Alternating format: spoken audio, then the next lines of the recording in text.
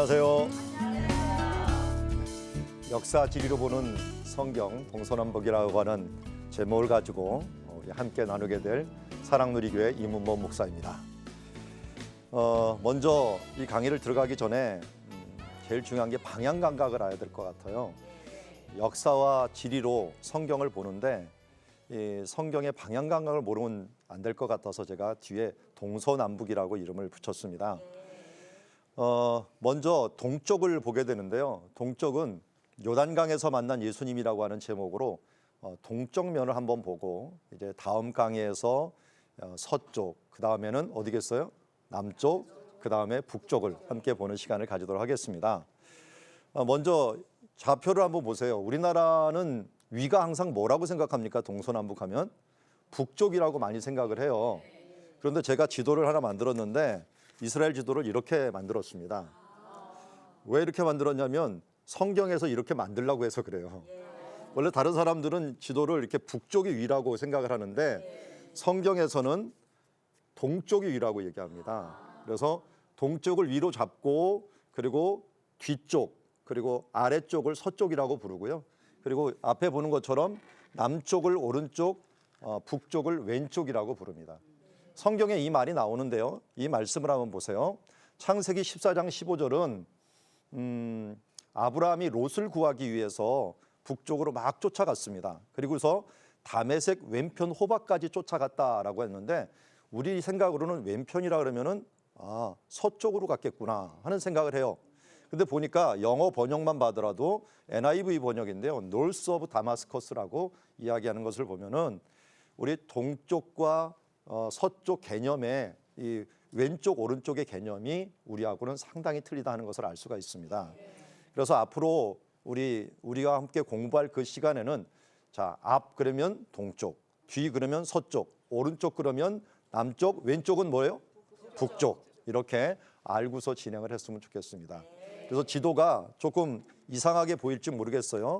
이렇게 방향이 동서남북으로 이렇게 보일지 모르지만 앞으로는 지금 지도가 우리 지도로 보면은 좀 누워있게 보이는구나 하는 생각을 가지고 보셔야지 성경적인 개념을 갖고 볼 수가 있습니다. 자, 일단 제가 성경 지리를 공부하게 된 그 이유를 한번 말씀을 드리겠습니다.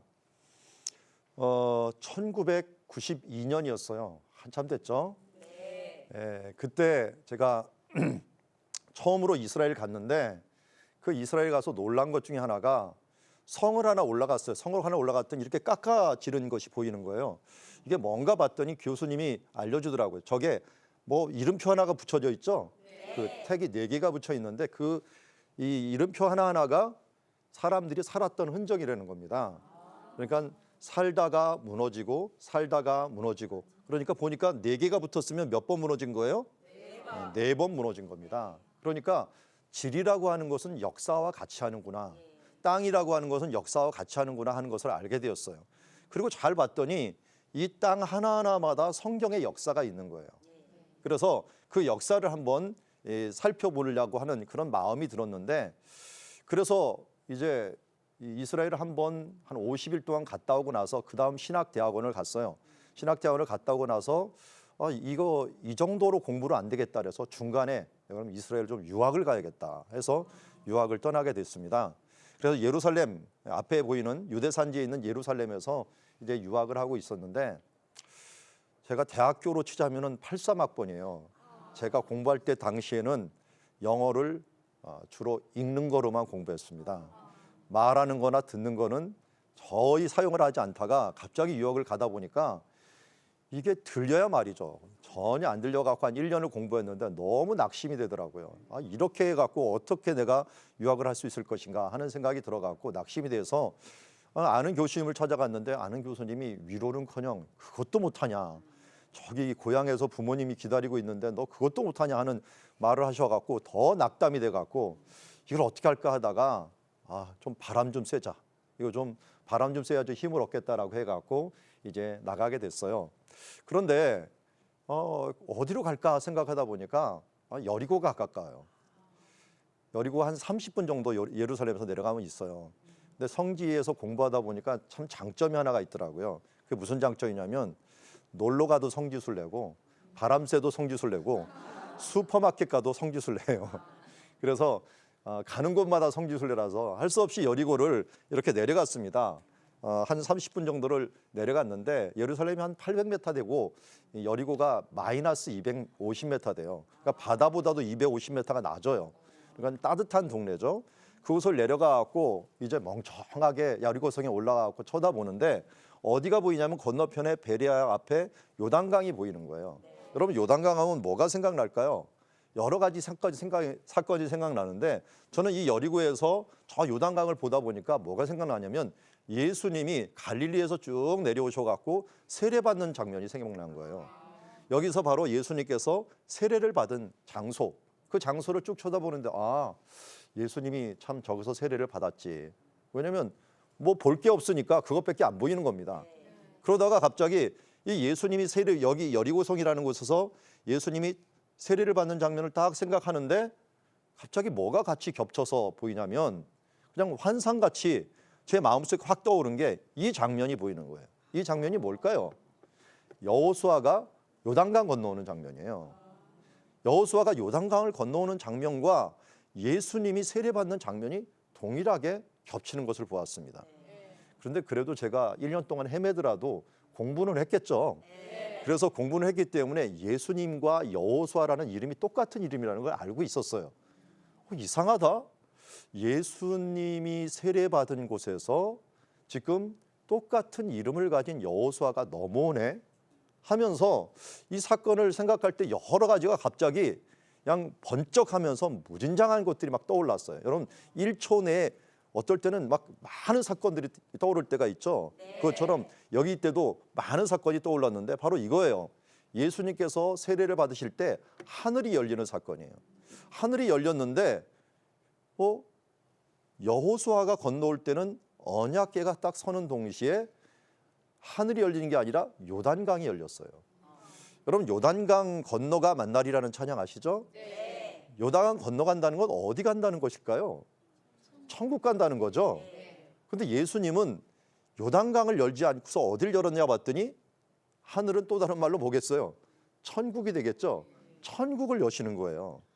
그러니까 예수님이 요단강이 열렸던 그 장소, 어떻게 보면 상징적인 장소, 천국 가는 그 장소에서 직접 천국을 여는 그런 모습을 재현하는 모습을 보면서 야, 이거 뭔가 있다라고 하는 생각이 버떡 떠올랐는데 그러면서 제가 누구를 주목했냐면 바로 이 사람을 주목하게 돼서 이 밑에 있는 이 사람이 누굴까요? 예수님께 세례 줬던 사람? 세례 요한입니다. 세례 요한이 왜 여기서 세례를 주고 있었지? 하면서 떠오른 동시에 이런 사건도 생각이 난 거예요. 그 세례 요한이 세례를 받던 그 장소가 바로 엘리야가 승천했던 장소예요. 엘리야 승천 언덕이 바로 여기에 자리 잡고 있었어요. 이런 거 보면 제가 헤매긴 했어도 공부는 하고 있었어요. 그렇기 때문에 여기가 어디다 하는 정도는 알고 있었어요. 그때부터도 흥미가 있어서 공부는 하고 싶은데 너무 안 들려갖고 힘들었던 거죠. 그런데 하나님이 이걸 갑자기 생각하면서 막 의욕이 막 떠오르는 거예요. 로마서 8장 6절에 우리가 하나님의 뜻을 분별하는 방법을 알려주셔요. 그게 뭐였냐면 육의 생각은 사망이요 영의 생각은 생명과 평안이라고 얘기합니다. 우리가 하나님의 생각을 하게 되면요 생명력이 일어나고요 평안이 일어나요. 그러니까 무엇을 하나님께 결정할 때는 바로 이러한 마음으로 결정하면 돼요. 내가 뭘 결정했는데 편안한 것 같은데 의욕이 안 나. 이건 하나님의 뜻이 아니에요. 그런데 뭔가 내가 힘들 것 같지만 의욕이 나고 하나님께서 뭔가 평안을 주셔요. 오늘 제가 이 순간에 그거를 경험을 했어요. 왜냐하면 이걸 딱 생각하는데 갑자기 의욕이 있는 거예요. 그만둬야 되나 하는 생각이 들었는데 뭔가 있다.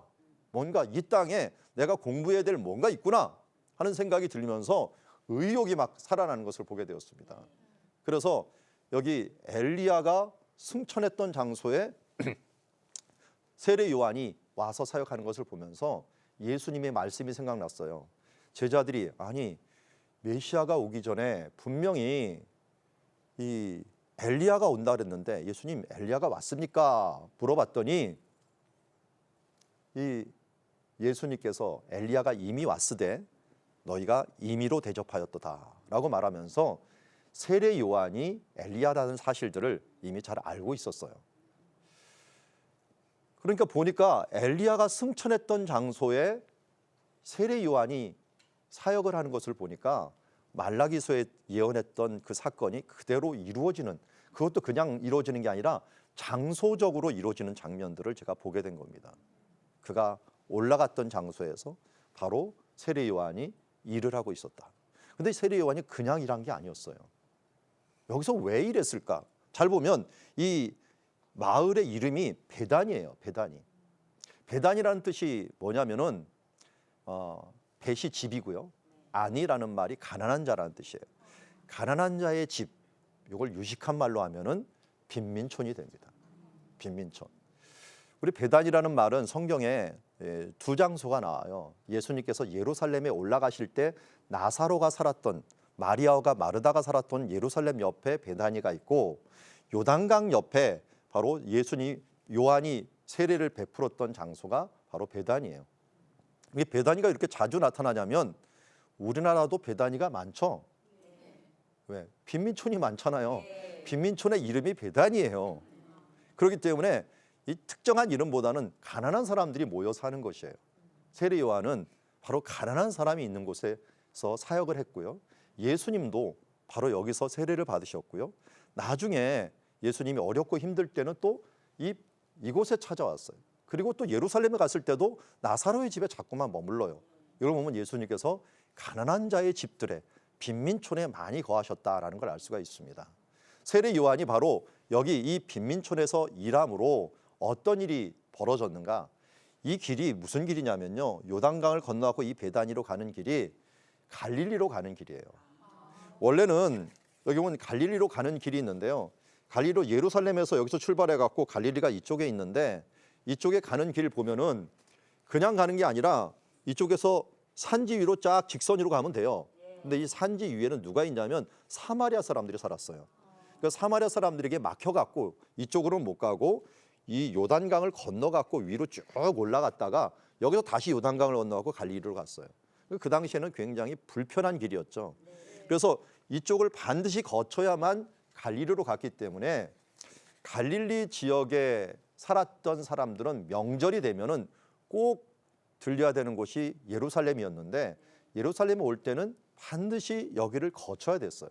그러니까 사람들이 많이 지나는데 아주 덥고 힘든 지역이에요. 그러다 보니까 빈민들이 머물면서 지나가는 사람들한테 구걸도 하고 뭐도 얻어먹고 하는 이런 빈민촌이 형성된 곳이 요단강가였습니다. 그런데 이곳을 세례 요한이 와갖고 세례를 주면서 누구에게 주로 많이 세례를 줬냐면 갈릴리 사람들이 대상이 많이 됐어요. 왜냐하면 갈릴리 사람들은 예루살렘을 갔다 왔다 1년에 최소한 3번을 가라고 명령을 했기 때문에 유월절, 오순절, 초막절 요 세 절기를 가라고 했기 때문에 반드시 왔다 갔다 했어요.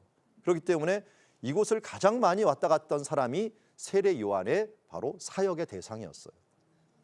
그래서 세례 요한의 제자들을 잘 보면은 다 갈릴리 사람이에요.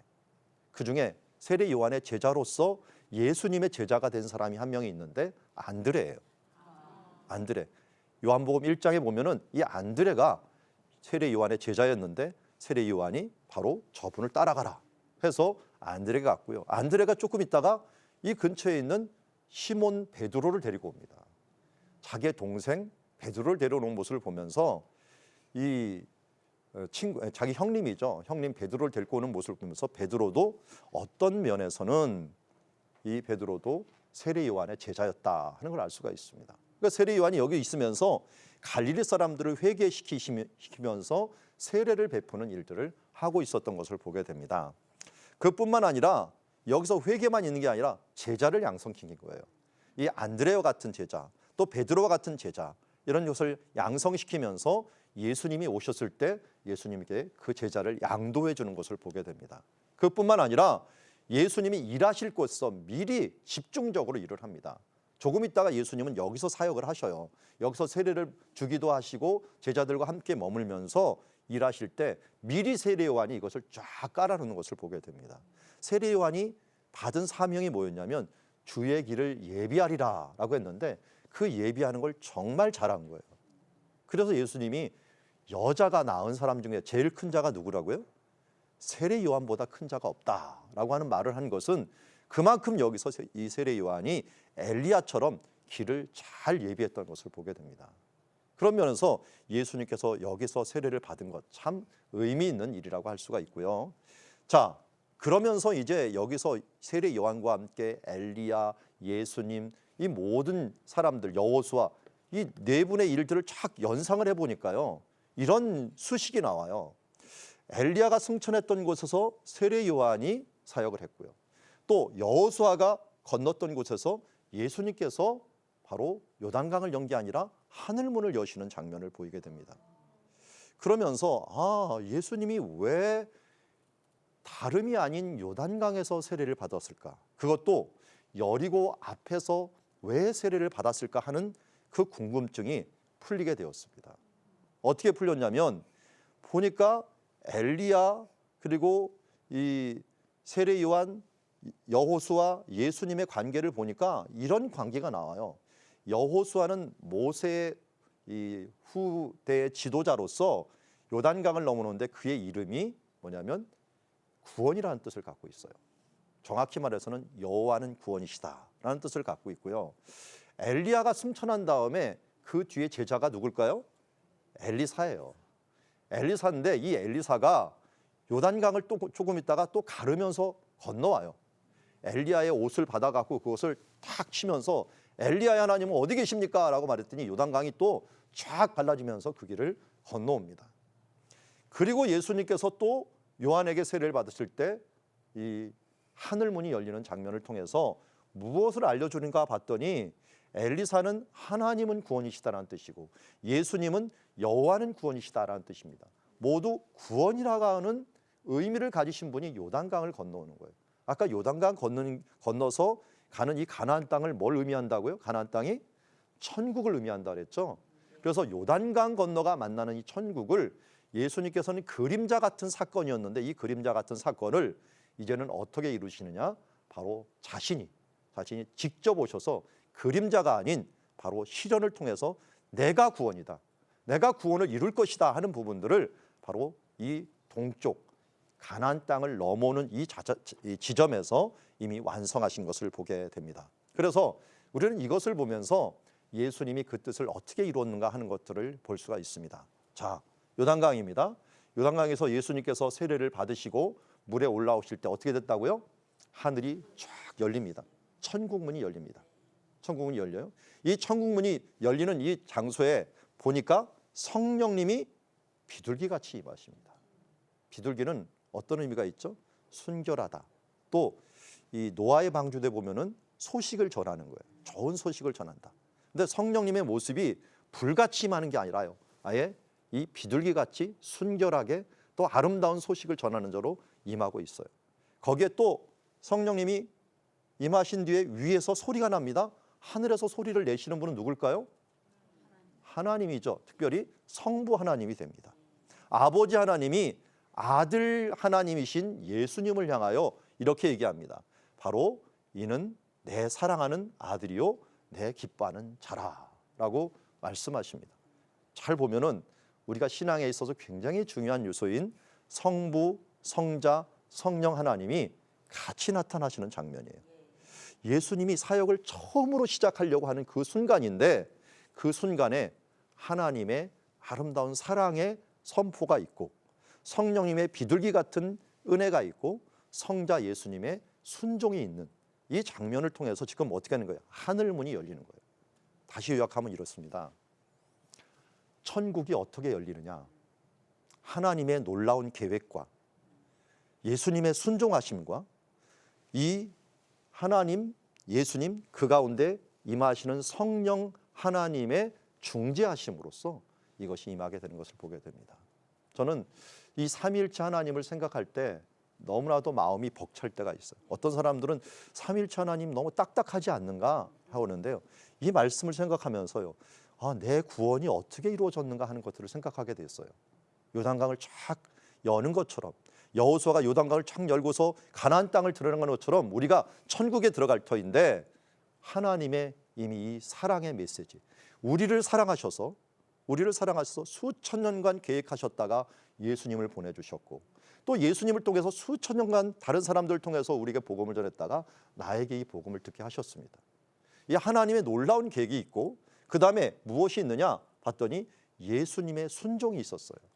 예수님의 십자가의 순종, 이 땅에서 낮아짐의 순종이 있었기 때문에 세례를 받으면서 내가 예수님을 통하여 이 천국문을 열 것이라고 하는 이 계획을 예수님께서 순종하셔서 실천하셨어요. 거기에 바로 성령님께서 함께 하심으로 말미암아 그 길을 열어주신 것을 보게 됩니다.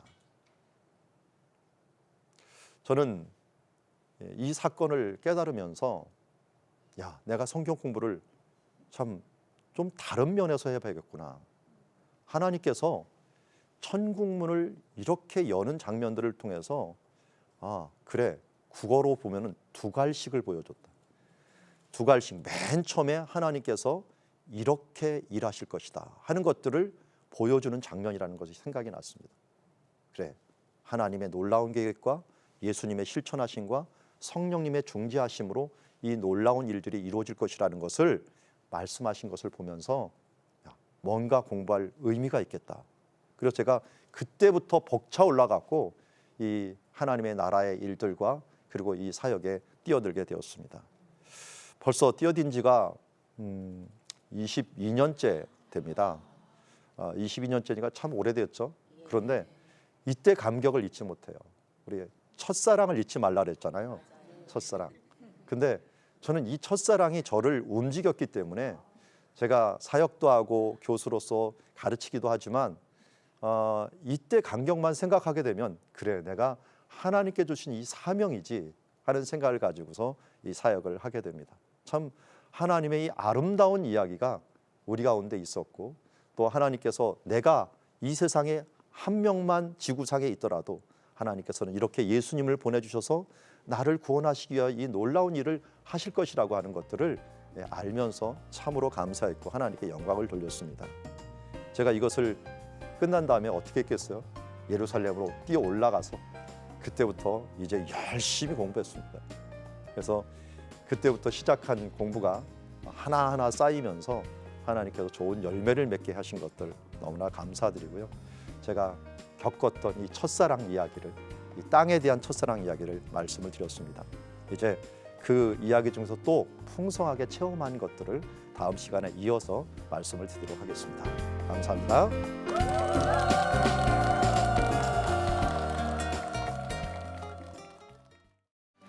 이 프로그램은 CTS 방송가족의 사랑과 후원으로 제작되었습니다.